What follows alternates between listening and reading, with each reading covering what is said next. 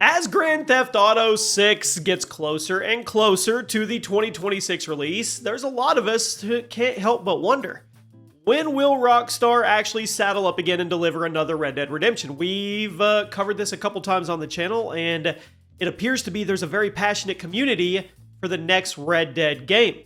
Now, Take-Two CEO has reassured fans that Red Dead is a permanent franchise, but the reality is a bit more complicated to that. Welcome to the channel, everybody. Jimmy or Chaos. Today, we're going to sift through the official comments. We're going to go over the development timelines, the fan theories. We are going to paint a realistic picture of when Red Dead Redemption might actually arrive and what it could be about, and stay tuned for the speculative segment of the video because we've got some leaks out there that point toward maybe a Mexican Revolution era.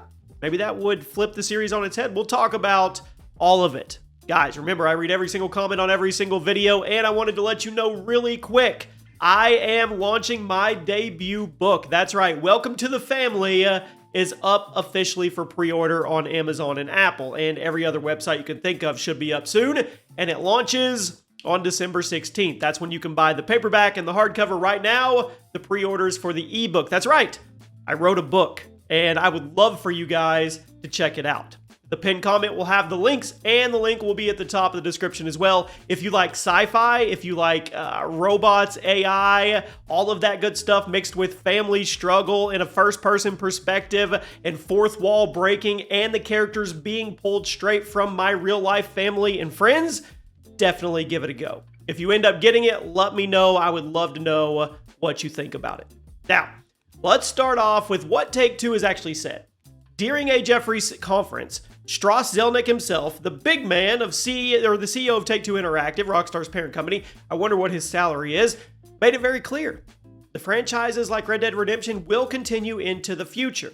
He explained that for the company, non-sports franchises are meant to be permanent, meaning we will eventually see another entry. However, Zelnick also stressed that Take-Two likes to rest its IP between releases to avoid that oversaturation, and they like to maintain quality. They are not doing or looking to do the Call of Duty formula where you get a game every single year. So don't expect Red Dead for a few years, but we'll talk about that in a minute. Rockstar, of course, is laser focused on finishing Grand Theft Auto 6, and with that game slated for 2026, it's reasonable to assume that the full scale of work on Red Dead Redemption won't start until after GTA 6 ships. Now, given the enormous scope and polish of RDR2, what a game, it took 8 years to develop. I mean, we're not going to get a quick turnaround, but that doesn't mean that they aren't already working on it in some form or fashion. So if we map Rockstar's development history, a pattern emerges. Red Dead Redemption 2 followed the original 8 years later. A Game Rant analysis noted that if Rockstar took the same amount of time for RDR3, that we would actually get it in 2026. But that's the year GTA 6 is releasing. Now, because Rockstar prioritizes one blockbuster at a time, this, of course, overlaps, and that means we are definitely not getting RDR3 in 2026. The article speculated that maybe it would instead release around 2029 or 2030, assuming a similar development cycle begins after GTA 6 launches. I mean, that's also the question of when Rockstar would formally announce the game, that it does exist.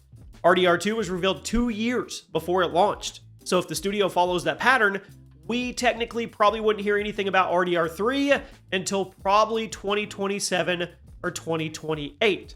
So, when we do hear something, because we are going to hear something and there will be a trailer eventually, we're just not anywhere near it yet, what are we getting? What's it going to be about?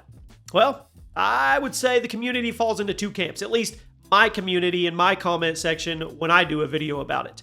Those that want a prequel that explores Dutch van der Linde's gang in the early days, and then the other side, those that want a sequel that follows Jack Marston after the events of RDR1.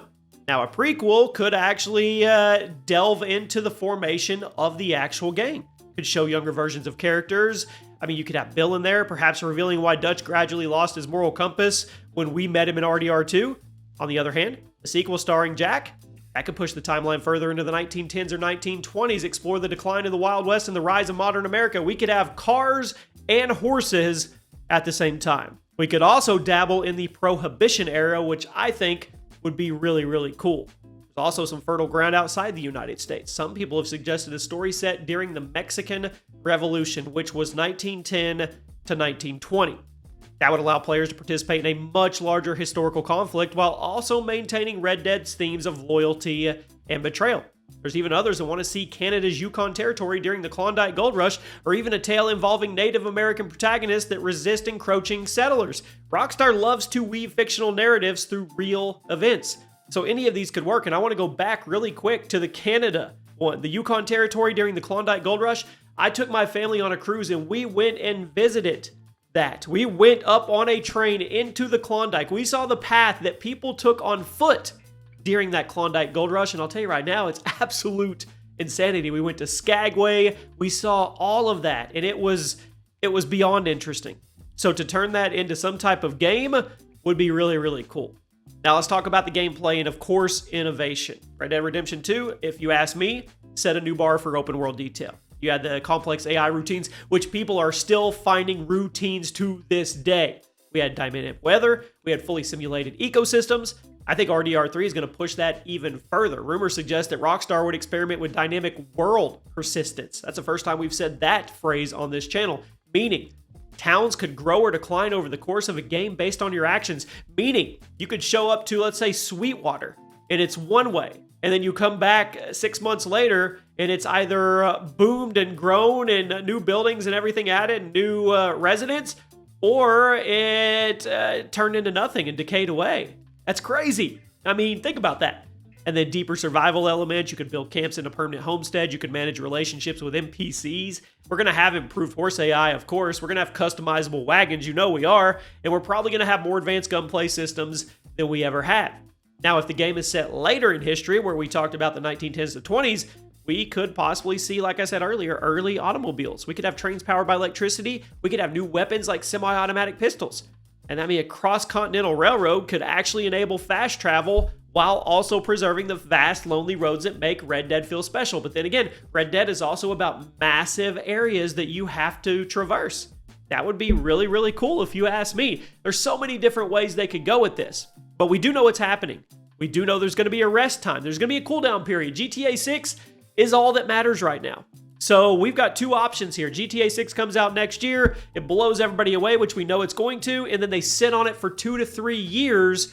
And then we get RDR3. Now, they are going to be working on RDR3, I think, the second that GTA 6 launches. I think they're already pre-gaming it personally. And I think it's going to go into full production once this game is out. When we get it, my best guess, I'm thinking 2030.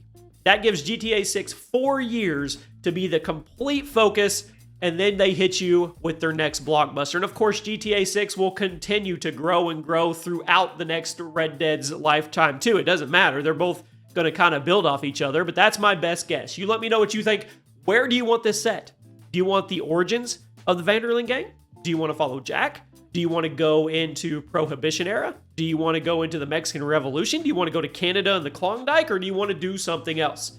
Let me know, guys. And remember, check out my new book, my debut book. Your boy is about to be a published author. Welcome to the family. It's kind of fitting, too, because I consider you guys family as well. Pin comment and link at the top of the description. I'll see you guys soon.